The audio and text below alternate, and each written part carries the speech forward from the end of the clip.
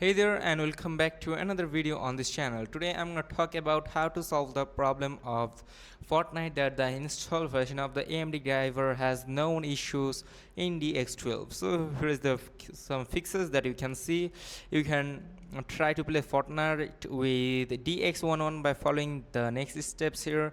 The first method is you have to open the Epic Games launcher, just launch it. Then you have to go to its settings option, basically gear option at the side corner, scroll down and expand Fortnite after clicking on settings, and then check the box for additional command line arguments. Enter the D3D12, this one you can see this option, tap onto it and then launch Fortnite.